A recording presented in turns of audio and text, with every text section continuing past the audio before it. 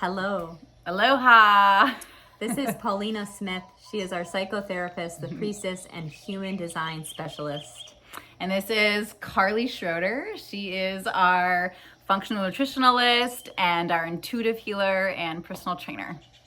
And we're here on the Rose Wolf channel, and we're here to guide and support. We're going to be talking about women and their journey to fertility, and also on the other side of that, if you have struggled with infertility, we're speaking on that topic today. the path to motherhood. The path to motherhood, yes. It's so beautiful. And Paulina and I, before we started diving into this, what we were going to cover, we both just took a pause and we're like, oh my gosh, I get chills on my body as I'm saying it. It's all the way down to my feet, because it's like we both as mothers have hesitation to touching on this topic, as we know it's so sensitive and so close to the heart.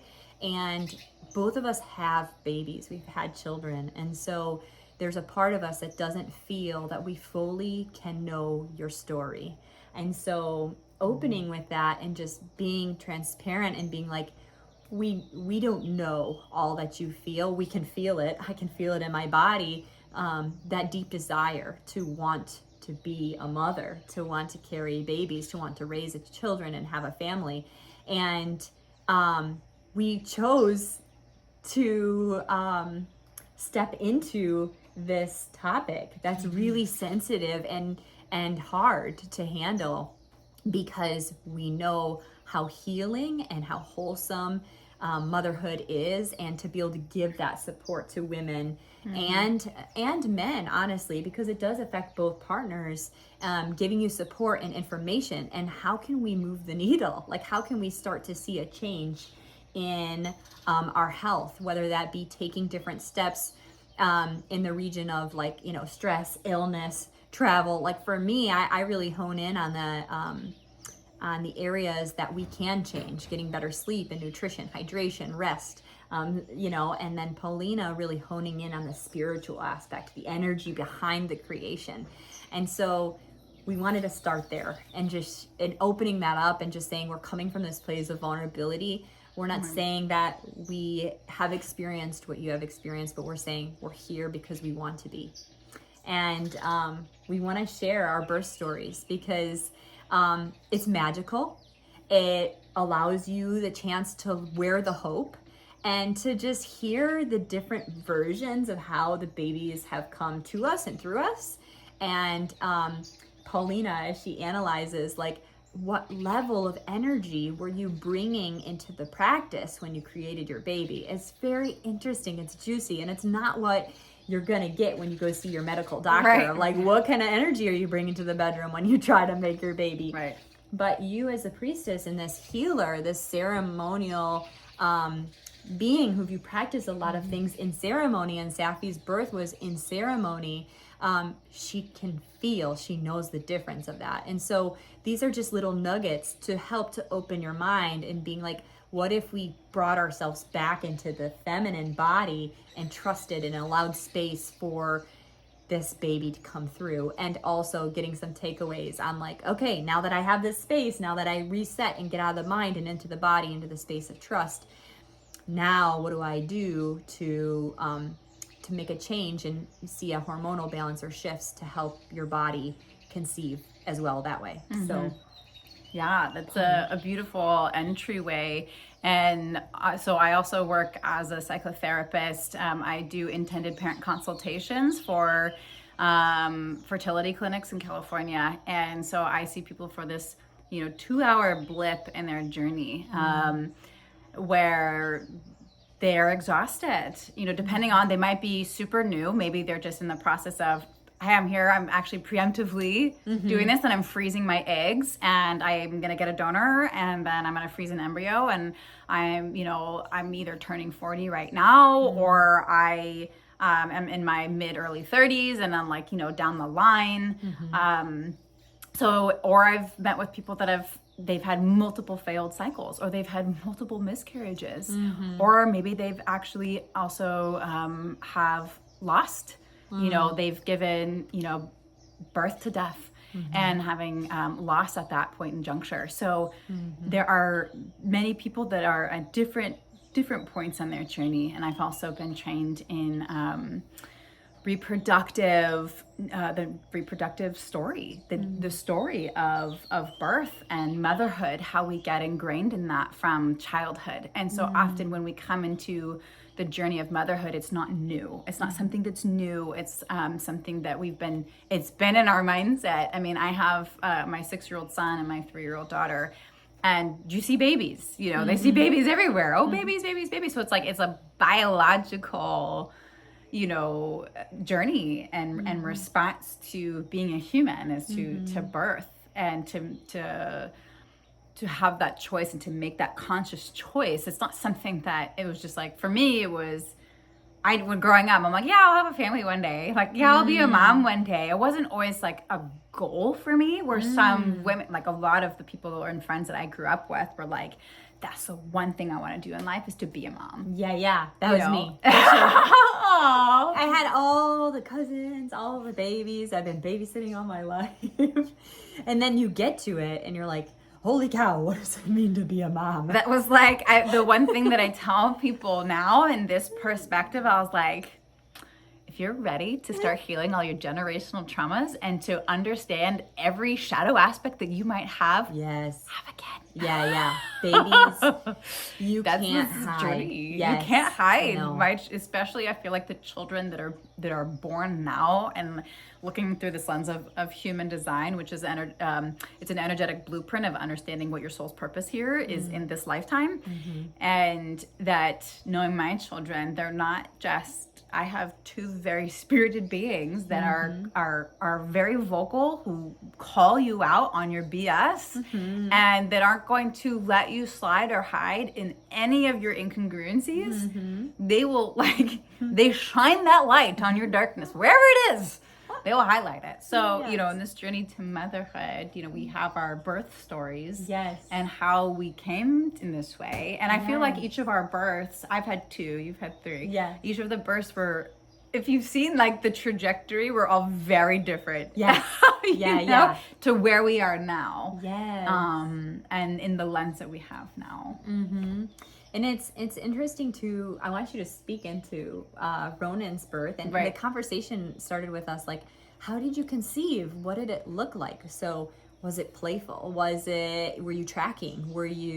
And so I wanted to get into that, because what's interesting is every person has their own story, right, of how to do it. And also I will teach people different methods of like, okay, let's take the pressure off right now. Let's just go to the bedroom and have fun again. Right. Let's stop the tracking. Let's stop that. And then there's other times where I'm like, okay, we've nailed down the nutrition, the sleep, the stress, the illness. Like, we are ovulating. Everything's looking good and clear. And like, now let's set some intention behind it, And so there's times we'll drive forward and like take the rein. And then there's other times to back off and be intuitive and be in our bodies and just experience that connection. And so we're going to get into the juicy details and sharing the feminine energy. and masculine energies to play with in those dynamics. Yeah. So tell me, we talked about Safi's birth. We'll start with Ronan's. Yeah, Ronan's birth. So Ronan's birth, I think we were married for about 3 years. We're doing the like, okay, we're married. We got the house. I think we were married by like 26. We were living in a condo. We had bought the condo, and it was like, okay, well, I think it's time to have a baby. Yeah. It's like the natural next thing. But actually, what was different with Ronan's, though, I actually was, I had an ayahuasca journey. And it was in an ayahuasca journey. And that was my first experience of psychedelics or things in ordinary states of consciousness. Yeah. And it was in an ayahuasca journey that it was a boy. Like I had this feeling and image during the ceremony of being pregnant with a boy. And I had another dear friend of mine that was a Reiki healer, and she had done a session on me, I think right after the ayahuasca. This was like within the same month. And she was like, there's definitely like a boy's spirit, like around And I was like, I don't know what you're talking about. Like, first of all, I was on birth control. I've been on birth control since I was 15. And so it was this process where, you know, by the time like we had just got married and I was like, I'm not thinking about a baby. And then of course, like I felt the pressures, not so much of like his spirit coming knocking on my door, but I felt that it was similar to Saphira. Hers was her spirit like, I'm here, open the door. Where with Ronan, it was this pressure of like, all I could think about. And then I started researching and I was like, hey, okay, like I think it's like it's time. And we did it we actually went, we started trying. So it was like, oh, I can look up these ovulation apps. I think there was like an Ovia, I think it's like OVIA ovulation app. And and actually I didn't realize how disconnected from my body. You didn't know. I had no idea. I'm like, when do I ovulate? Yes, and I'm like, yes, I'm in my fucking 20s. Yes. I'm in my 20s. We don't late teach 20s. it. And I'm like, Really? oh my gosh. Yes. When do I ovulate? Yeah. When can you actually get pregnant? Like I've been on birth control, so I didn't, you know, I never had to like think about that or be worried about it. Yes. So it was just like, I don't know, you know? Yeah. It was just like, I wasn't even paying attention to the signs or the symptoms of when I would even get my period. It was just like, oh, my pack is here. Yes. I'm supposed to get pregnant during this time. Yeah. And if I wanted to skip my period, I would just like go to the next pack and like skip the sugar pills. Yes. So it was this game, this life, you know, playing games with life, really. Yeah. That I didn't quite know what I was doing. And so, you know, Sean and I, we like did all the things, and Sean started like, oh, eat goji berries, don't have the computer on your man parts. You know? Yes. Like, oh, all of these things we started like researching, you know. And it was actually went through a major grief process. I had my grandmother pass away, but right before she had passed, it was like this week-long journey. We had booked to go to Hawaii. We were actually on Oahu and had gone to Hawaii and found out that she had passed when we were in Hawaii. Anyway, grief. And then we went to a friend of mine, Courtney's house with her partner at the time. We just were taking limoncello shots. Oh, geez. But it was that moment where it was actually, I got pregnant.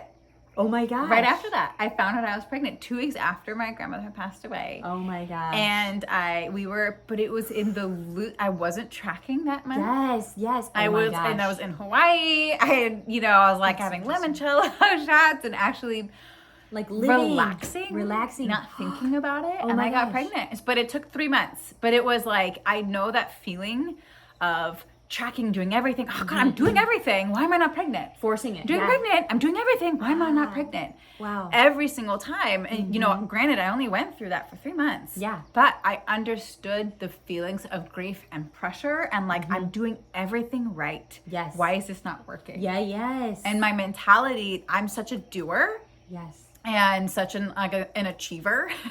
And like that I'm like, well, why can't I, like, I'm doing everything right. Like I studied for the test teacher, you know, I did all the study work. Like, why didn't I get an A on the test? Wow. I'm glad you said that about the pressure because like alcohol, another depressant, but anyways, it took off the veil. It took off the layer of stress. And for the both of us. Yes. For both of us. It's like you allowed yourself to be in the space of having fun, cutting loose, relaxing. Right. And letting that thing be on the table for a little while. Like set that here and we'll readdress it later. Tonight's we're going to have fun. And actually, when you said that, I couldn't remember my second son's conception story until you said that. Because it was right after my first one and I really wanted to get pregnant. So I started tracking. But I couldn't track because I wasn't having a period. But I was like, I should be. I was just like every month just trying to do it like to get pregnant, you know? And we weren't getting pregnant for that whole year. But I was still... Oh, for the second postpartum, one? yeah. And is that the same story for your first one? No, the first one I got pregnant first month. Like, and we just were like, go back to that. Keep going with. Yeah, so the second one, it was like I had the baby. My mom had told me like I got pregnant when she was still nursing, And we were really close. My siblings and I were like 11 your months Irish apart, twins. 11 months and then 14 months apart. So I was like, well, my mom got pregnant right away. Why am I not getting pregnant right away? So I was trying every month and I'm like, well, why am I not pregnant? Because I just wanted the kids so close together. And so for me, it was a year of that feeling. Did they call you infertile? And so no, because I didn't go to the doctor for it. I just was like trying to still you like were doing it on your own. Yes, I was still doing it on my own. Okay. And I was like, we're gonna just basically have unprotected sex, fully send it every time, knowing that I wanted to have the kids close in age. Whoa, so you were like I was like, yeah, driving that force. Yeah. Interesting. Like and it took a year. It so took the a more year. you put pressure. Yes. So then we went to Colorado. We were in Denver, Colorado, and I have very little experience with any substances besides like chocolate. Oh. I know. And so my husband Erica said at the time, like, okay, we're gonna do a gummy, you know. Oh, right. So I had a bite of a gummy. And so I'm like very clean. Like I don't have like any, like chocolate is my thing, if anything. And so I had a bite of a gummy and I was running through Boulder, Colorado, or Denver, Colorado, running, singing songs. Like, and now I'm skipping. And then that night, we had this love-making session. I wouldn't even call it that because I was in a different plane. But I was fully like not in my worrisome mind. You weren't in your mind. You were in your body. I was really in my body, and so much so that I like just touched my husband. And I was like, I'm kind of bored. Would you get off of me? It's like what I said. And I rolled over and fell asleep. And so that's when that one happened. Was when we got pregnant on that trip on that day with the roommate in the room. And the friend who took us, Charlie, thank you. He knows that's when Jace was made. But it was I literally taking the veil, like so taking the pressure off. Interesting how that was different from your first one. I want to hear about your first one. Yeah, so the first one, we were in Korea. We were a little bored, and my husband like really didn't want to have kids. It was like the two of us. We only spoke English to each other. And you just got married. We got married. We were like a year into our marriage, and I was like, "Hey, it's really cheap to have a baby here." So it was out of like finances. Convenience, finances, and like we have time, yes, and we're married. And so I was like, let's have our first baby. And my husband like had been coming from a place of like, his brother and sister struggled with infertility. So he was like, okay, he's of the mindset, it's going to take us a while. Right. And myself too, because all these people around me in my circle were like, oh, we're not getting pregnant. So I'm thinking it might be a little while. We might as well start here now. And so that first month we were doing it all the ways upside down, inside out, you know, like you think, oh, if I do it upside down and I pinch your legs together and I leave like you like that for an hour. Gravity's gonna work. Those are all actually myths. We did all this. Yeah, you're like, this is it. And you're like, if I do it in this position. And so much so I was like, okay, well, I want to have kids. And I was like, should I go on like fertility medication? Because I was like, I wanted to have twins. It's so weird. I really wanted to control it all. Right. Because in society, I was taught that it's better if I'm in control. You know, like I was that's a whole, yep. Yeah. And I was like, okay, it's better if I control it. I plan it. I make the date. I know everything about it. And so we went home, traveled home to see some family we hadn't seen in a year and a half. And I took a pregnancy test and my girlfriends were like, your boobs look big. And my other friends who were really big into spiritual stuff at that time, I didn't understand it. She's like, I feel something around you. I was like, I don't know what you're talking about. You're crazy. And I'm like mocking them. And I'm like, fine, I'm going to go to the bathroom and I'm going to pee on the stick. I'm going to come out like, you know, and I peed on the stick. In the meantime, I come out and I'm like, guys, I'm pregnant. And so my husband didn't even believe me because it was the first month we tried to have like unprotected sex, fully sending it. All in the level of fun. Like we felt like kids playing. Like, okay, so go back to that because you had all of the like it sounded like a lot of the masculine energy in both of them. Yeah. So what was different in this energy versus the second energy that actually maybe prolonged? Well, we can get into that, but that it was longer. Like why was this one immediate? So quick. I really think there was no pressure at all. I had no idea what we were doing. Oh, you didn't know what you're doing? No, because you weren't tracking, you weren't doing anything. I wasn't tracking, I wasn't doing anything. I literally, we weren't on birth control. We were never on. Do this! Yeah, we were like, do you want to have a kid? And he's like, I'm like, it's going to cost $200 in Korea. It was kind of just like I looked up the numbers. I heard it was cheap to have a baby in Korea. Healthcare is great. We talked about doing our teeth, our eyes. He's like, and I'm like, the last thing we could do is have a baby, It's like the most sensible thing to do. Yeah. It's just another bill to. Yeah, it's another thing. It's just $200, And so we're like, okay.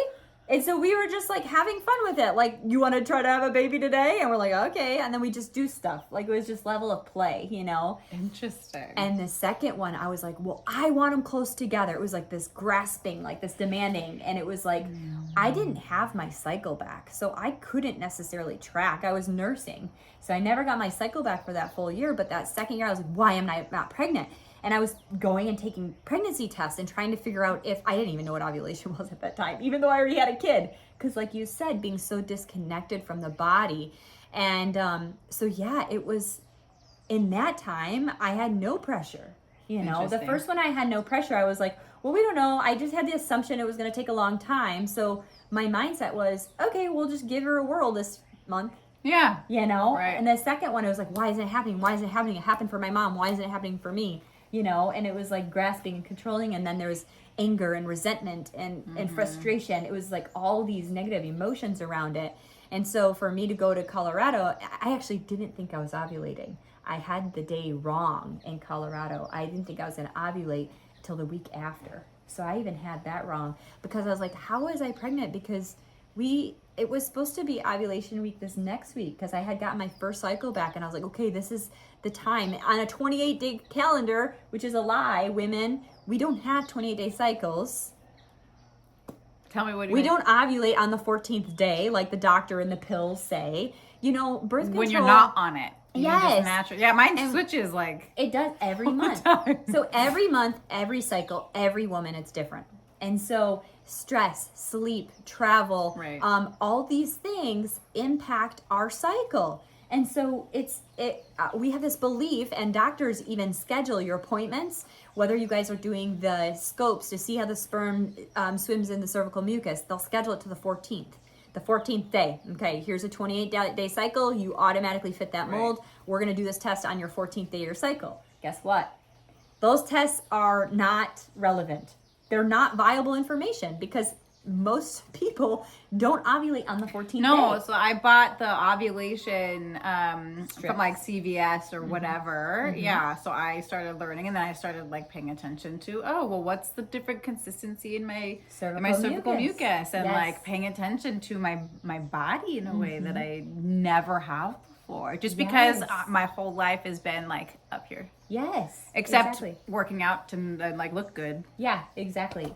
Well, but I didn't know what's happening internally. And when we notice, like, we don't teach women, like, what would it look like if we taught our women and had this ceremonial experience of like, when you come into your motherhood, when you have your first cycle, it's something we should celebrate. Actually, well, that's exactly what Andrea, so my friend Andrea does, is that she walks young girls through the rites of passage and teaches the young girls and hosts young girl circles around like what, the changes that happen in your body and being able to have those conversations and here's how to understand what is happening in your body. And then when you do start bleeding, that's a whole other rite of passage in that way. And it's a journey that it is a disconnection, and the fact of, when do you start having sex, right? Yeah. And like, what's that journey, right? Like, yes, and most parents want to pretend like their kids aren't gonna be sexually curious. Yes. Yeah. And I went to a Catholic high school, so it's like abstinence. Me too. Yes. But we don't do that. We don't talk about it. We're not gonna acknowledge it, even though I'm like, I've seen it as a mom now. Like my kids as soon as I take their diaper off at 2 or 4 or 6 months, are already squishing on their penises. Like they're curious. Like it's normal. It's part of our bodies, and it had been such a shamed place. So for knowing now, teaching like what Andrea is doing, teaching like what it means to actually shed and celebrate that. Like, do you know how incredibly beautiful it is to have a period and to ovulate? Like, it is incredibly beautiful. Women are going through an entire year transition. Like, what a male goes through in a year, a woman is doing that every single month. Right. Our hormones are changing on a weekly basis. That's like the transition from child in in the divine feminine arts is like Andrea was telling me about Rudolf Steiner, because she follows a lot of it. There is that too. Like everyone has a different word more or less, but it's the transition from child into maiden. Yes. And that, now you have the ability to create life. Yeah, it's insane. And I'm sitting like with some of my infertility clients, I work with them on like, what has your relationship been with your womb? Right. What has it been like when you have your period? Oh no, I have my period. Shove something in it. Don't talk we about get it. Taught that It's periods gross. are stinky, Yes. gross. Oh, you're on your period. Oh, you PMS. Like, yes. There's all of the stereotypes and stigmas around being a woman. Yes, exactly. And it's like when we start to play back some of those beliefs of like, oh no, I have had the most terrible periods my whole life. And I'm like, Right. let's talk about that. Yes, there is a point where it could be nutritional. It could be sleep. It could be psychological. It's mind, body, soul. It's all of it that Right. plays into the role. But it's like, what if we started sending the womb, sending this different mentality? Like, wow, what a gift is it to shed? It's like you're purifying, you're cleansing, you're renewing every single month. Do you know how fucking amazing that is? Or we're connected to the cycles of the moon. Of That's the moon, exactly yes. what the new moon and the different quarters and the full moon all represent, these different aspects of what we go through. And so we as women are connected to the cycles of nature. We are We are a part of it. cyclical beings. Yes. And even interesting enough, like all of like our bodily juices, like the bleed, talking about being connected to nature loves it. Like I will give moon juice to literally plants the trees, and trees it will, and people who have asked me, like literally, if you collect your, your blood or whatever, I'm like, I haven't bled in a lot of years because I've been pregnant and carrying babies. And so, but they're like, I would love it if you could help my orange tree or my banana tree. Like, please donate because it will fruit within days after getting that donation. And it's they like, actually make, I never totally dove into it, but they'll make hair, stem stem cells from wow, the bleed from the blood. Oh my gosh. So it's incredibly powerful. And here we grow are. your hairs, men. We're sticking something in there like a tampon, absorbing it with these chlorinated. Yeah, right, and that's a whole other thing too. Yeah. Yes. The toxicity. The toxicity that we have around it, both emotional and physical, what we're sticking in our bodies to hide from it so we can continue to produce and so we can look like we're in the same level playing field of men. Doesn't make sense, guys. It doesn't make sense. We have too much information to know right now in this time, hormonally and emotionally. Like, women are not the same as men. We're not the same. We have different needs and the hormones are secreted different. Women aren't producing testosterone 24/7 like men are. Right. And there's a good reason for that, because we wouldn't then be able to have babies. We need to have this rise of the estrogen, the rise of testosterone, the high of the low of estrogen, then the increase of progesterone. Like, all of this is necessary to create life. And so, yes, it's interesting to think about it like that. We are connected to nature. We are incredibly powerful beings. And so a step to take in your mind now, if you're like, oh, I've had a terrible relationship with my period, with my menses, with my body. When I'm in this state of I'm about to get my period, is the conversation terrible? Like, oh no, I'm gonna have my period. I don't want to go out. Right. I don't want to go anything or whatever. How are you talking to your body? And how can we start to honor that with a different kind of conversation? Yeah. That's the piece that oftentimes that I go into is even with your blood, but what is your relationship to being a woman? What are your thoughts, emotions, feelings, narratives, beliefs just around being a woman? And how has that, what has been the model within your family? What has been your mother's role, and how, I grew up with my mother being a fashion model, like in all of those ways. But for me, I grew up very much of a tomboy on a lot. And so it was interesting this, going in between, like, I love being a woman. And then this other thing of like, well, then you get all of these messages of being a woman is weak, or Yes. you know, like it's not enough. Or I always grew up with brothers and stuff too, so it was like Yeah. I was always trying to like keep up. up and prove myself, and you know, be intellectual and also do these and all this like all of these pressures. I'm like, when do I actually just get to be me?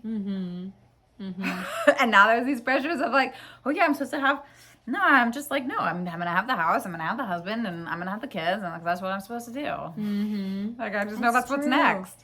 Yeah, and even in that of like one of the journaling prompts or just questions that I have people sit with is, why do you want this baby? Like this is, I have found a way to turn and alchemize infertility if you've had that diagnosis, and actually it's wrongly diagnosed right now. It's saying if you have had unprotected sex for 1 year, you're considered infertile, Right. which is not true. Right. So I like to start with that, because if you're now fed the belief of a diagnosis, that's what diagnosis is to do, is it messes with the mind. Once we have a diagnosis, the body actually makes it come true. So people who have been, power of the mind. that's the power of the mind. So these infertility messages you have gotten that you're not fertile, had I was wondering if I was infertile after that Right. first baby, because I went the full year and I'm like, oh my gosh, online it says I'm infertile, because even though I just had a baby, Right. I was thinking I was infertile because that's what it said. And so me adopting that belief of being infertile was wrong, and it was shutting that down. It was Right. the mind was playing that trick on the body when I knew I'm not infertile. I'm healthy. I'm young. Why am I even? Why is Well, it a that's the thing. question right now? I'm doing everything right. Yeah. So that, what do you want? Just framing and understanding of being like, what do I want during this time of, well, the baby's not here with me right now in my body. It's somewhere around me, or it's coming. What do I want to get from this baby? From in becoming a mother, or It's a really interesting question, because some people are like, well, I want to feel whole. And I'm like, Yes. your wholeness is dependent on another being. that's So we are calling out codependencies. We're calling out your own holes. And it's like, oh my gosh, if I would have done this work Right. myself before my kids, this could be really good for my kids and my husband and myself before I entered into that. Yep. And so looking at this journey as a blessing to actually start to dive into this, what am I actually expecting to get from this child in carrying it? Oh, I just want to experience childbirth. Oh, I just want to I want this possession. Is your child your possession? In my upbringing, it was, this child is mine, and anything I didn't do in my life, I'm going to make my kid do it. And I have other clients so that are living like, vicariously through Wow. them. Yep. Yes, it's like, what do you think this child is actually going to bring you? Okay. And now when we start to actually keep asking that question, well, why? Well, why do you think that that's going to make you feel whole? Yeah. Well, why do you think that that child's going to Make you feel. Maybe you're something for some people. It's like, I want to experience. Yeah. How do you define wholeness? Right. Love. Yeah. Like, Or- what is love? And Yeah. or if people have been disconnected from themselves for so long, I want to feel again. I want this child to let me know that I am. Well, we have these core wounds that we have, right? We have many different core wounds, and some of them am I lovable? You know, I don't want to feel like a failure, so they can also view it as a success. You know, so it depends on what your different, you know, your specific core wound might be. That is really the lens that you're making so many different choices from.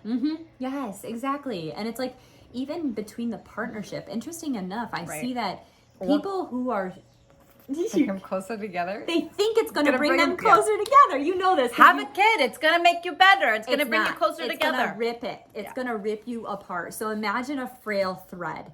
You introduce a baby, and so many women are like, I know that when we do this, we are gonna be so bonded. We're gonna have the deepest love ever. We have a baby that looks like you and me, and now we're doing it together. And it's like, no, this is a frail string. And so what we need to do at that time is not bring a baby into the picture. We need to start knitting around it, like looking into what's caused this fragile string. And the people that I've had the chance and opportunity to work with, it has been the biggest blessing in their life that they didn't conceive when they thought they wanted to, when they thought they wanted to and needed to. Did they have any miscarriages during that time? No, but also, I want to say no, but also, if you're not tracking, we don't know. Right.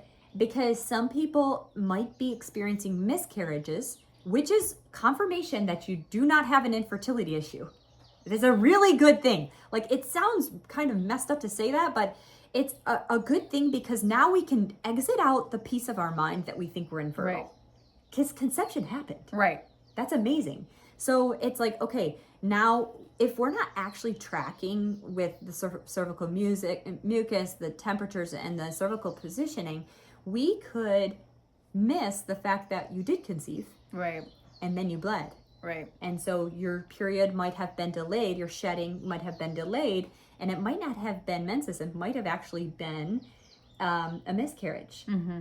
And so you don't actually know that. And that's one of the reasons why I do actually recommend charting at this point in time, is because you get more aware of your body. Oh, I was a little bit more distended. Oh, I did have breast tenderness. Oh, I was delayed. Like, my period was delayed 10 days or 7 days. It's like that very much could have been a baby, you know? And so it's not to to be like, oh my gosh, miscarriage is so bad, right? It's like, it's actually showing us that the systems are working. Oh, that's a beautiful reframe, because a lot of people or a lot of women or couples will feel like, what's wrong with me? Yes. What did I do wrong? Yes. You know, I did all of the things that I was supposed to do. Yes. And it's that's why when we're to open this conversation, because it brings me chills to my body, and saying it sounds really taboo or really tricky for me to say that, and being like, miscarriages are you confirming that you got all that it takes to conceive a baby again. It's like, to me, I have chills in my whole body. It's like a light bulb in a dark room. Because the miscarriage, there's a lot of grief around it and sadness of what's wrong and it didn't work and I'm not going to have a baby. It's like, to me, that's a light bulb in a dark room. I'm like, guys, we're out of the darkness. It's confirmed. Everything to me, all of these diagnoses from the doctor, it's not true. That's not your story. This is a good story. But there's other things that are happening. Yeah, this is good. Below the surface. Yeah. It's to me like the start of a really juicy story. It's like, oh my gosh, it's you like cutting an onion. It's like before you make this beautiful curry, you cut the onion. It's like you're crying, you're sad about it, but it's like, do you know what you're making and what you're capable of making right now? Life, it's happening. You know what's interesting in what you were just saying, you know, something that we had talked about in one of our women's circles was the aspect of tears and how that their different tears can do different things for you. So I feel like even in those moments of grief, I feel like that is also healing. Healing in of itself, because there's something that you're releasing when you are crying. When you move through grief, you're cracking open parts of yourself. And so being in touch and how different tears serve different purposes within yourself. So I feel like it's such an individual process for so many women, but it's beautiful that it can give hope. I feel like that's something that you can lose sight of so much in your fertility journey is hope. Yes, exactly. And faith in yourself and faith in the journey of life. Yeah, exactly. And it's tapping back in, and I'll do this. I'll be like, close your eyes, feel into your body. Do you feel like you are capable of carrying a baby? Most women will say yes. And if it's a no, I'm like, great. Let's lean into the no, because that's part of the resistance of why you're not getting pregnant. Like, what part is it? What part is scaring you, right? There's a fear that comes with it. And most of these people, it's like, oh, I waited long enough. What does my life even look like with a baby? Do I actually want to wake up in the middle of the night 10 times a night? Am I actually capable of taking care of a child when they're screaming for 14 hours straight? Who's going to help me? My husband's not around. Do I actually want this? Or is this what society has told me that I have to do? And if I don't become a mother, then who am I as a woman? Yeah, exactly. Yes. There's all these things. And it's like, there's actually a step point, whether it's psychological, well, it's usually always psychological, that's telling the body to stop, because your brain is so powerful. It's so powerful. That was a beautiful thing that a medical intuitive friend of mine that was saying that you know, the messages from the brain for so long, especially those of us who prioritized career or prioritized other things versus like just having a family, that for so long and pushing, that those are the messages from the brain for so long into the body. And especially probably too with birth control, of like, I don't want this, I don't want this, I don't want this, I don't want this, I don't want this, no, no, no. So then when we were like, oh, okay, well, today I want to have a baby, and you're like, why isn't it working? Yeah. I want to put my brain to it because it's something I want. Like, why isn't this working? It's like, well, you just spent like, I don't know, 30 whatever years of your life, or however long from your first bleed to this moment in time, being terrified by the idea, being terrified, pushing it away. So you've told your body not to operate, and maybe you were getting signals before, biologically speaking, but you were waiting for the right and perfect time and moment to become pregnant, you know. And then when you're not, you know, listening to your body, and you're trying to control what's happening in whatever shape or form, like for me, I was trying to do that. That's why I was on birth control, because I'm like, no, I don't want to think about it. I want to push it away. I want to be disconnected. Nope, I just want to do my career, focus, do the things, and then I'll think about it later. So that piece, those messages from the brain to the body, I don't want this, I'm not ready for this. So when we start the process and it doesn't happen right away too, it's like, well, why? so Oh, my brain, I changed my mind. But it's like, okay, you realize it's been like maybe, for me it was 3 months, so it was, for the first one it was 3 months, and it was like, it's been 3 months. For the past like 15 years, you've said no. And now you want me to like hop to it, you know? But that instant, we're talking about before in our last episode, of like instant gratification. Yes. And then when we don't get it right away, we start to internalize that failure, right? And those fears. And then we're sending those, like you're saying, exactly, sending those messages now to the body. So it's the power of the mind, you know, in this way, and it can be your ally. It really can be your ally, or it can be your foe, right? And putting, even just reframing all of the thought, like, I have this, like, this intention. It's like, okay, so if you, going into this next month, you're about ready to shed, we're gonna either release the egg and we're gonna make a baby, or we're gonna shed and we're be in another cycle to try again. Right. And so either way, it's worth celebrating. Either way, we're celebrating life. Right. And either way, we're celebrating the freedom to do whatever you want this month with your husband. Removing the pressures. Like, from, I was like, okay, I need to like do this. We need to have sex. Let's go right now. It's on. I'm ovulating. Another checkbox on the to-do list. Yes. Versus being like, I want to date you. I want to be in partnership with you. I want to love you. I want to get to know you more now, or I want to have more fun with you now, knowing that the baby is coming. And so this month, that requires faith. Yeah. Let's soak up the sleep. Let's soak up the date nights. Let's soak up the fact that I don't feel like vomiting all over right now. Like, let's just focus on all the things that are working really well for you, and being like, I woke up, I slept 8 hours straight last night. I haven't done this in 4 years. You know, I've been up every hour and a half. So it's like just sitting into like, whoa, sleep is amazing. Good job for doing that. Which melatonin actually really helps with your natural supplement to help with infertility, or just helps you get you more fertile, because so much happens in the sleep state. It's the rest and the digest. It's the heal place. It's the creation place. So adding in, like I like to add in the tart cherry juice for melatonin. It helps your body naturally secrete melatonin, or just taking a small amount of melatonin at night to help you get into that place of rest can really help with helping with fertility. Too. Yes. Yeah. Meditation, helping with melatonin production, getting outside, getting sunlight in the morning, going down with the nighttime, the sun helps with your normal cycle. These things in nature that we used to do, like go outside, we'd rise with the sun, we'd go down with the sun, we're not doing anymore. So we're not getting the natural hormone secretion that we used to get and have. And we're manipulating our hormones often with these different IUDs and birth control pills and all these other things, chemicals in our food and what we're putting in our body. So there's a lot to that, but came to me as like melatonin, and I needed to share that with you.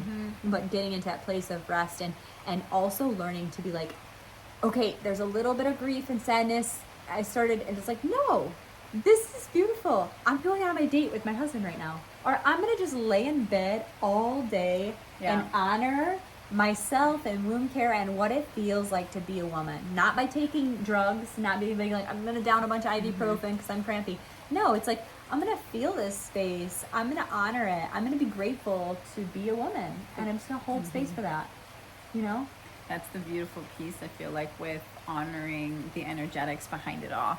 And the cornerstones of my business, The Rose Wolf, is surrender, trust, and faith. And how those pieces, and it's really in yourself and in life and in the life process. And so like bringing in these energetics of what is a relationship to your body, what is a relationship to your menstruation, what is the relationship to yourself as a woman, and how, and so like starting there. And so a suggestion would be to start, and you know, I have found being a woman and following the cycles of the moon, that I have found that journaling at night has been a beautiful process for turning inward and like creating some space for self-inquiry, where you can start to journal some of these prompts, and then being able to bring in, if you're needing some more support for melatonin, if you're needing in meditation. I love, there's so many, you could just probably Google 1,000 different kinds of meditation just to listen to something. The goal, I feel like, with all of that, I don't know how melatonin works on the body in that way, and to support beyond what I have found is getting out of your mind. And because so much we're at night, we tend to, that's a lot of times where people report rumination, or a lot of their peaked anxiety can be at night or in the mornings. It can, or their depression can be at night or in the morning. So it can just depend like what maybe your experience in that way. So creating some spaciousness where you can have a process to get out of your mind and to set the tone and set the intention of reconnecting to yourself in some shape or form, whether it's through journaling or having some movement, like movement practice, some stretches even. Mantras that feel good to your body, going like, I love this body. I trust this body. I love this body. I trust this body. I am capable. I am capable. I'm confident. I am also releasing. I'm letting go of that holding. So one other spiritual piece that Paulina and I have both experienced with your second and my third, was the soul coming to us. And so it's interesting because as we kind of cracked into the spiritual awakening aspect with our different stories, it was the babies came to us and we're sitting there like, no, are you sure? And so I want to hear your story about that cracking open and that ceremonial space, because maybe people aren't relating to the head space, and so maybe pulling in that spiritual feels more wholesome to them, and allowing that space to surrender and trust. So tell us a story.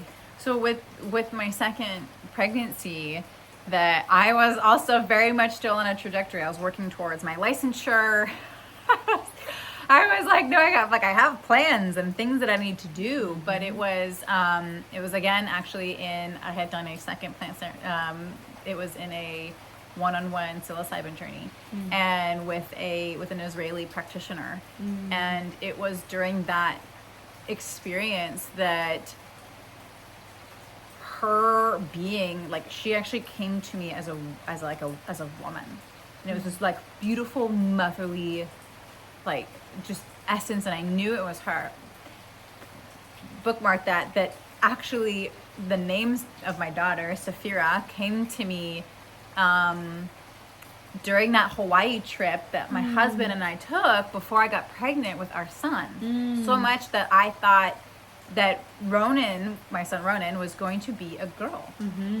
So that's how strong of her spirit that she is and was, you know. But she's like, I'm gonna send my brother first. You'll figure that one out first, and then I'll make your first mistakes on him, not me. Bless his heart, and he's so strong because of it. But she, you know, and so she came to me and was like, don't worry, but I'm coming. And I was like, joke's on you, I'm on an IUD. Like, no, you're not. And that was in September. And then that completely was a humongous, complete spiritual awakening for me.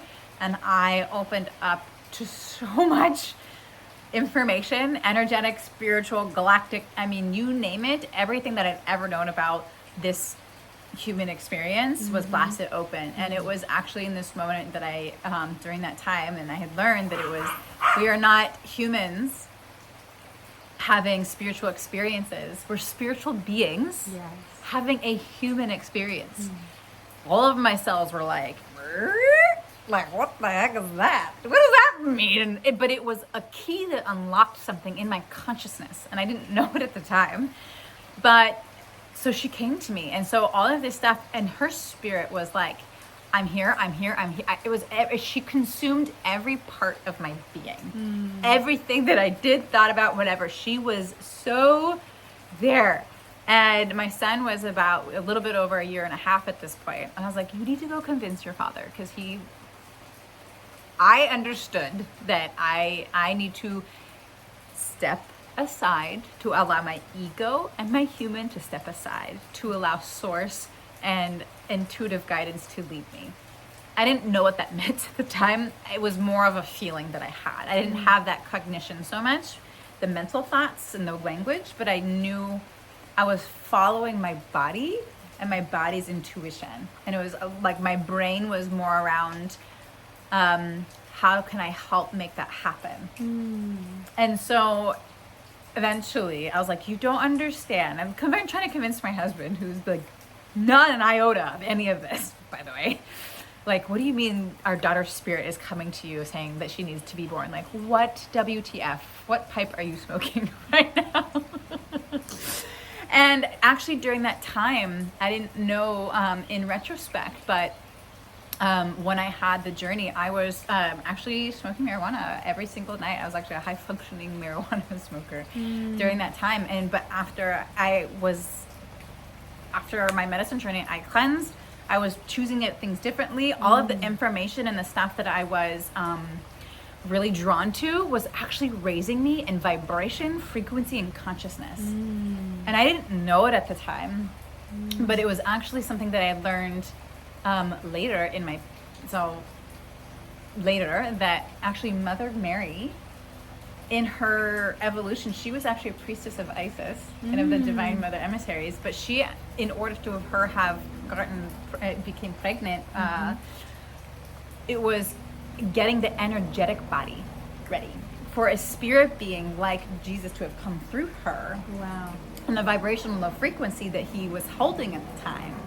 So she was actually preparing for this to happen, essentially preparing her being to allow that energy, that spirit being to come through. And so I didn't know that like my body was preparing for this like high vibrational frequency being to come through. And it's not to say that my son is not, but he came in with a lot more of our humanness to wade through. That what Saphira's being was like cut through that bullshit. And like, we need to process, like things need to accelerate here. And so it was on November 11th, and it was November 11th, 2019, and very much of a conscious conception. And it was, my husband at Fine was like, okay. And I set up, I didn't know, it was all super intuitive, but I had set up a whole altar outside under the full moon. During my awakening, I grabbed all sorts of crystals. I was drawn to crystals and tarot cards, and my dad, of all beings, had also gifted me a crystal singing bowl. This was my 30th birthday. And so all of these things were just lining up for me for this like pinnacle moment, basically. And so I was still on an IUD, but my husband and I, Sean and I, at the time were like, okay. And we were like, okay, Saphira, we knew her name already. Like, if you are meant to be born, we step aside and allow for the process to come through. 2 weeks later, I had my IUD taken out, And it was my son's second birthday. And we connected, our bodies connected, made love the day after. But We gotta tell the part. This is the part. And my husband is like, I don't Can know I say what the part? I want to to say the part. Okay. Her body took in the seed like a Venus flytrap. And I was telling Paulina, I have experienced this during the conception of my child, where I my body literally, it was like without a choice. You had It's a like death grip. It's kind of like it's like "You're the staying." yoni, like literally sucks in the penis, like it just holds it in there, and it's like not gonna let it go, like it literally like a Venus flytrap. I've experienced that with 2 of the kids. Which is interesting. I didn't have that with Ronan. I didn't Wow. experience that with Ronan. It's very primal. It feels wasn't like birth. primal. You know how birth is like so primal. It's like you don't know what you're doing, but like you just do it, you know? It's Yeah. like you just get down and you're doing it and you're like, oh my gosh, the baby just came out. I didn't know how to give birth before I gave birth until you do it and you're like, oh my gosh. But you saying that was like, him saying you had a death grip on me. It's like I was like, they you actually- too? You did that too? They I was actually like, oh my don't God. have a choice to leave. Like when you're in that space, it's like it clamps it in there and it's like, I'm taking the seed. Like I'm taking this seed and I'm sending it. Oh my God. There was a whole, you know what's funny? I think it was, I was like, just had a blip of a moment of when cheetahs have sex, the male's penis has like barbed wires on it. So when he injects the female, that he has like these barbed wires, so his penis like holds her hostage. It holds him. Yes. But my husband was like, I was the reverse. Yes. Then I was like, he's like, you had a death grip on me. And I was like, honestly, it wasn't my cognitive being. It Yeah. was literally my body primal thing. it just knew. And so we had sex one time. Yeah. And I shit you not, It was 2 days later, so we had sex one time. 2 days later, my son, he just turned 2, in his bedroom, his light bulb went out. And it was nighttime. We were getting ready for bed. His light bulb went out. And he goes, baby sister is here. And I was like, shut the front door. No. First of all, what are you saying right now? How are you even understanding what is happening right now? And I was like, there's no way that happened one and done. There's no way that was even possible. It took 3 months for Ronan, and every person that I know is like, a journey. I was like, there's no way. Christmas morning. So that whole, this was December. So Christmas morning, this is all in 2019, Christmas morning, I was like, okay. I listened, I understood, I listened, I get myself out of the way to, take out the IUD, and I took myself out of the way to, create the conscious conception the way that I did and the way that we did. If I pee on the stick and it's positive, I promise, God, source, creator, whatever you are, I will not question. I will never question again. Peed on the stick and I was like, ah! I was like, oh my God. Fast forward though, a week later, I was up in the middle of the night. I think a squabble. I was sleeping on the couch with something happened. I was drawn to go on Facebook at the time. And this woman came on, her name is Marin. And it was all about the priestess. It was all about the priestess.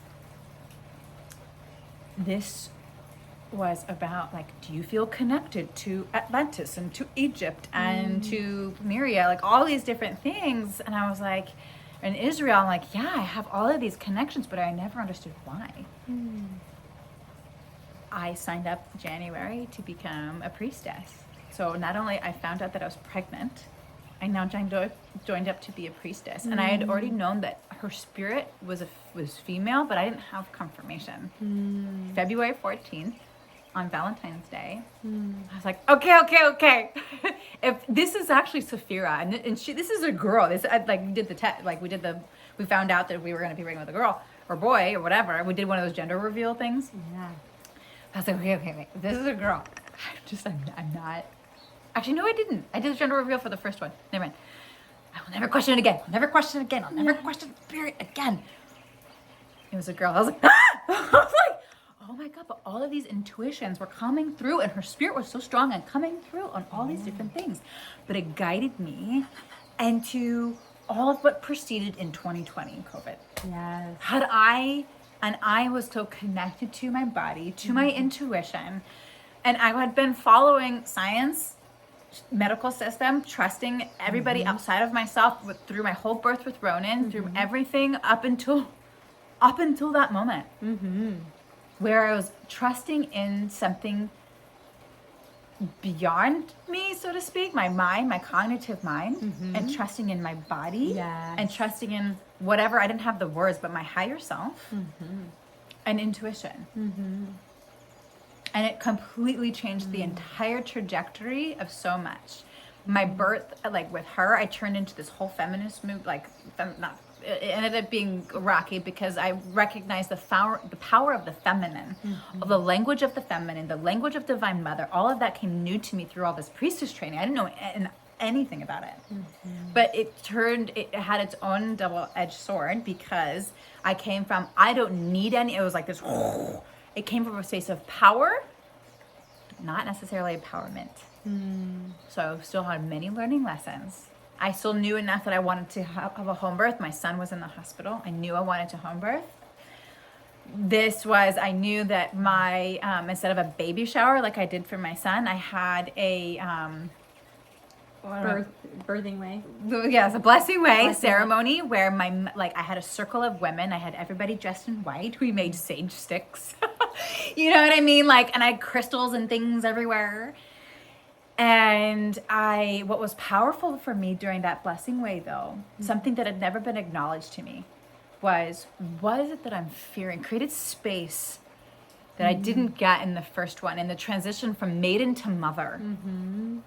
The rituals and the ceremonial aspects of becoming a mother that I got the second time around. What do you fear about becoming a mother? Yes. And what do you fear about having a second child? I was like, oh my God, my loss of identity, my freedom, my individuation, who I am. I can't do things anymore because I understood enough after the first one. All of these things. And I was just getting myself back. And then I became pregnant, So I was like, all of these things were coming through. But I got to create space for the grief to allow the cyclical nature of the transition becoming from a maiden into a mother. The grief. It's interesting. It's interesting because I have experienced that grief of that loss of identity multiple times. And before I couldn't even identify it. So it's interesting in the journal prompts that we're talking about is what type of grief are you actually maybe avoiding looking at in that transition, if you're being realistic, or if you've hung around a family with kids and you're like, that mom looks tired. She's not doing her own thing. She's not going out dancing. That's birth control. We're just watching you. Yes. It's interesting to hear it because you're like, oh my gosh, yeah. There was a grieving process that I actually consciously went through from the second to the third baby. Consciously went into the grief and it allowed it to be more static, more blissful. Every part of it was more happy because there wasn't things tucked under the rug that I wasn't looking at. I already looked at all the shadows. I already looked at all the icky stuff. Is that weird that I'm feeling bad? Okay, I really wanted this baby, but now I'm thinking, ooh, that's a lot to do, and what does that look like? Oh my gosh, it's not just me anymore. It's not just me and my husband anymore. I really wish I would have sat with some of those thoughts of what kind of transitions you go through, what kind of bring mindfulness into this conception. You're hearing this podcast, you're hearing and participating in this for a reason, and trust that, go in and trust that this found you for a reason. And so it's what if I took that and sat with that question, and what if I had more of a conscious conception and knowing my fears and knowing my struggles and knowing the hang-ups, knowing where I'm actually resisting, listening to the thoughts that are replaying in your mind all the time of making you feel like you're not important, or you feel like you're not the top of the list or the top of the line because you don't have kids. It's you're still very valuable. You're still incredibly valuable. If you didn't produce anything, make anything, have a title, have a name, you have immense value just by being human, just by actually breathing this breath. You have immense value. And so I say that because I didn't believe that. Right. I didn't, you know. And so to go into that original question, like, what am I trying to get from these kids? I'm trying to get value. And being like, wow, because these kids aren't making me feel valuable. I have 3 of them 4 and under. I do not. I get told how I hate you. You're the worst. Like, you don't get all of that. I hate you. You're the worst mom ever. I get kicked, punched, spit at. I mean, you're like, wow, I signed up for this, didn't I? So it is the conscious part of it is like, okay, I'm up for all of it. I'm up for all of it. That's what I want, all of it, whatever that is. Life. That life. And so, yeah, that's interesting to hear the word, because I'm like, oh man, I remember when I felt that, you know, and feeling the emotion, looking under the rug, looking into those dark corners and being like, that's what I was actually after. And it's almost like when you heal that in yourself, you know this too, and all the stuff you do, when you heal it in yourself, like, if I want to have better sex life, be a good lover to yourself. If I want to receive more gifts, buy yourself something, treat yourself to it. If I want to have somebody to take care of me, and me as a caretaker so much for other people, fill that need for myself. Fill that need in a different way rather than needing it to pressure to come from a being. Yeah. And once you do that, you're like, oh my gosh, I can let go of this grasping feeling to force it to happen. Right. Because I don't need it now from you. I don't need it now from you. And these babies, it's a whole other aspect of this, that when we have trust in the life process and trusting in your own process as a soul here on this planet at the time, that the babies, they're also souls that have their own contracts, their own timing, their own divine timing, that they're going to come when they are ready to come. So oftentimes in retrospect, for those times where maybe you did have it was not the time for this being to come. And to also trust, which is so hard. How do we trust a being that's not that's here or knows about life and these things? Because there are actually a lot of wise souls. Yeah. Like these children, our children that I know our children to be, they're actually you have manifestors on top of it all. So very alpha, you know, and like my children, like they are very wise. And we come from so much of, the parent knows best, the child knows nothing. And so what if we were to reverse it and to remove the pressure off of the child and allow life to happen in the way that it needed to be? And you get to give that power back to yourself. Now you're transitioning from power to empowerment. I love that. It is like parenting their souls. I got a book. It's called Parent Their Souls. Parenting Their that's Souls. like a thing. Yeah. It's a beautiful book. And it when I grabbed that book and I bought it, I was starting to realize that these babies have souls. Like, we have that. we have that. They have that. And they come with that. And that experience of Saphira knocking on your door, like, hey, I'm coming. Don't worry. I'm coming. And like telling you that 5 years before she was here. Right. You know? And it's interesting because they come to you. They can come to you. It's not all that. I wasn't aware when it happened to me, but I was like doing a spiritual awakening thing and I'll. But it might have come through in a different way, where you looked at it as like convenience. It might have been a way that they knew how to get to you. Yeah, exactly. You can see things in a different lens in this retrospect. Yeah. Yes, it is. And it's like, that was my third one was like that. It was like walking up and I'm like, I'm going to this retreat, breath work. I'm trying to have an orgasm through breath work. And I'm like, sign me up. Like, please, if I could just like sit here and breathe with you and have an orgasm, like why wouldn't I go hard, you know? Like that's the masculine in me. I'm like, I'm gonna do everything during this breathwork session. So I'm going hard, you know, like sending it. I'm going for the full O. It's gonna be a big experience, you know? And like this breathwork, we're breathing with like 10,000 people.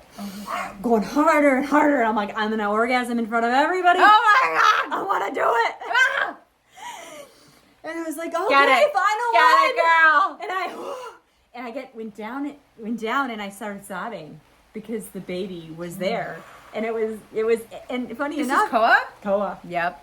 And so Koa came to me when I was trying to have my orgasm, which interesting enough, births can be orgasmic. Yes, they can. So I had my orgasmic entry with him here.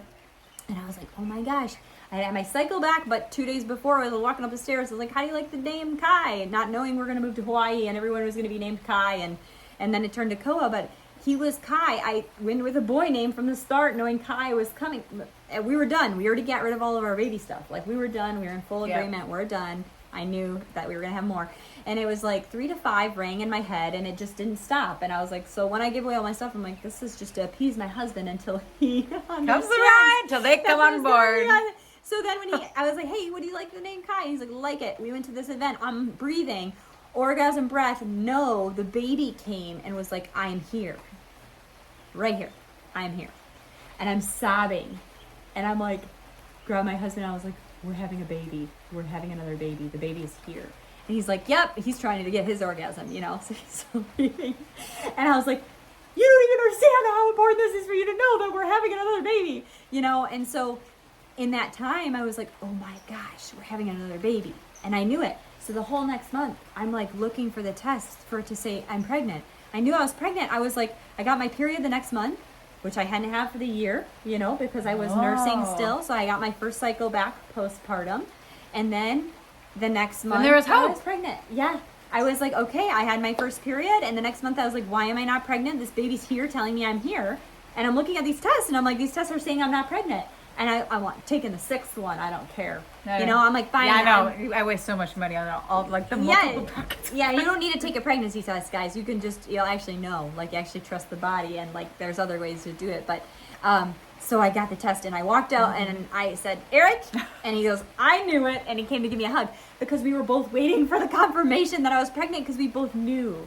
And so it's like we don't always choose when. We don't choose how.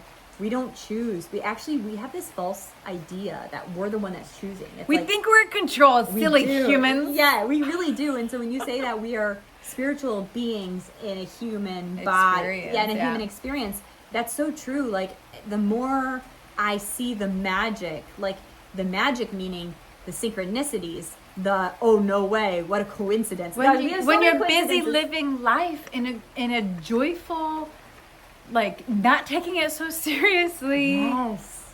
No, trusting, like surrender, trust, faith. Yes, exactly. And that's like where we want to come and support you of just maybe we let go of some of the other intensities behind it. You know, like maybe we bring this bubbliness and fun to it. And that's hard to do when we're living in the past. I've been trying for 2 months. I've been trying for 4 months. I've been trying for 8 years. I have a friend who's Hawaiian, and it's not all Hawaiians, but he actually doesn't know the months of the year. Mm-hmm. He doesn't know them. He's like, so what month is it now? I'm like, it's whale season. It's March. It's the end of the thing. And he's like, so what's that? And I'm like, well, the whales will be back at this time, thinking it's something I control the whales' migration patterns. And I'm thinking that it's giving me a level of clarity or control in knowing the months. Oh. He doesn't even have an idea of what month it is. He's not tracking anything. He's like, we're here now. Mm-hmm. We're sitting here on the beach right now, and we're enjoying this time together. What if we practiced, I want to call it the Hawaiian name, and it's really stereotypical, and I can't say that verse on one person, but I was like, I said it to him. I was like, are all Hawaiians like this? Like, is that the thing? Like, you don't know the months of the year? He's like, no, it's just me. And I was like, that's beautiful.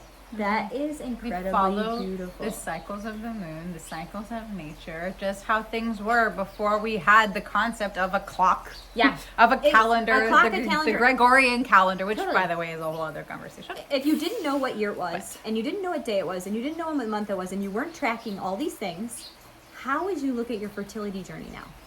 Could you just be present with where you are right now? Could you be like, hey, I'm feeling a little saucy. Let's go connect. Or like, let's cuddle and see where this goes. Or today I'm feeling spontaneous. Let's like put me on the counter and let's go. But let's do it out of a place of like connection and pulling in the energy of whatever it is, it's gonna be. And it's meant to be. And it's part of your growth and development. And in reframing our mind and the conversations we're having around fertility is, how can I make myself more fertile? Like, that feels like a better question. Yeah, and when you look at fertility of, like, not life creation. Not the disease, not the infertility, but creating the ease of how can I make myself more fertile?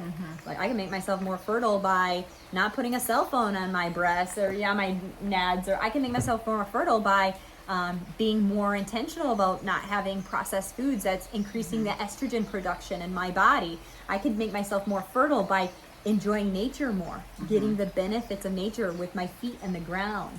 I can make myself more fertile by having a great relationship with my body, tuning into my heart. I can make myself more fertile by understanding my cycles, noticing like what the cervical mucus is telling me. Right. Like when I get this egg white consistency, this is telling me I'm really fertile, and you'll know it too because you kind of have that rise or that vice grip where you're ready to get it on. It's like that's a fertile time. Let's go. You know, asking yourself, how can I make myself more fertile instead of focusing on the dis-ease? It's going to change the mentality, and it's going to allow you a chance to surrender, and it's a chance for you to see the positivity, the other side of the story, which is what you want. You want the baby. Let's focus on that. Let's focus on the thing that you want and take the mind off of the thing that we don't want. Right. I think that's a beautiful thing if you do end up experiencing your menstruation at that time. That's really in ancient times, it's during women, they would go into the red tent. It was actually a very sacred time for a woman when she would bleed, that she would actually disconnect, and she would come inward and would spend time with herself. And so what a different relationship to yourself as a woman and to your blood as a, what do I need to release and disconnect from? Yes. When I am bleeding and during this time, and to understand that like in that surrender that you're going to be cultivating trust in yourself and then having faith and fun in the process of life.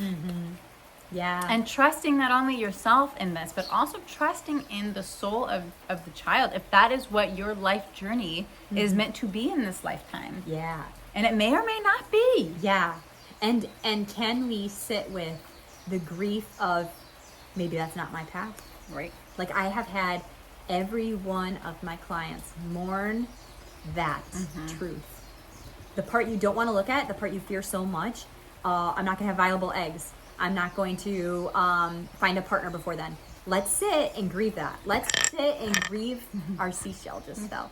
It's done. Let's sit and grieve those parts so we can move on and let nature take its course. Let God, universe, source, creation, let's let them be in control. Throw the hands up and be like, okay, I don't know what's going on. I'm here for the ride. And then be guided from that space to take aligned action from that space. So is your brain your friend or your foe?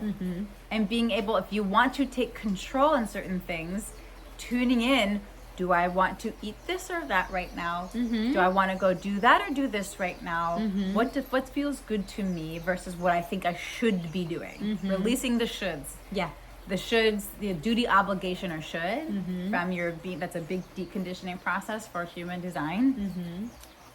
Is my brain my friend or my foe? And how can I take from that space of surrender, listening, and then taking aligned action to support, and what that fertility is abundance.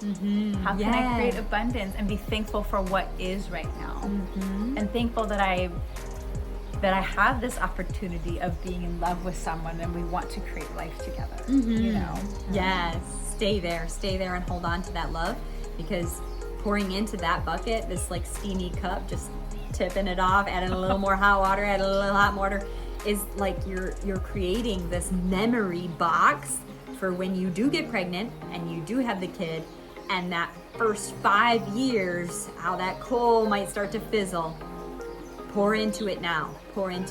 Keep your focus there. Pouring in love, pouring in support, pouring in love, pouring in support, pouring into this health, this vitality, this part of your brain. Make it your friend.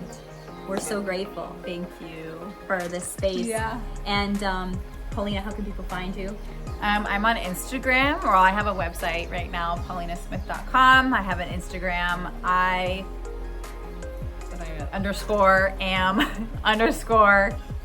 Paulina Smith. Well, I am Paulina Smith. Okay, we will put that in the description for you guys.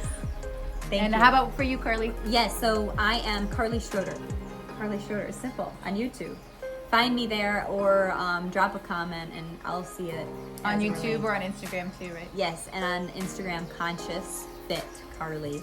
Beautiful. We're going through a whole rebranding, so Yeah, who knows if like that's it's what either it'll going to be my business is called the Rose Wolf Spiritual Wellness Services, but you know you can find me for now as I'm Paulina Smith. Yeah. Thank you, Paulina. Love and aloha, Love and aloha. and blessings on your journey to parenthood and motherhood.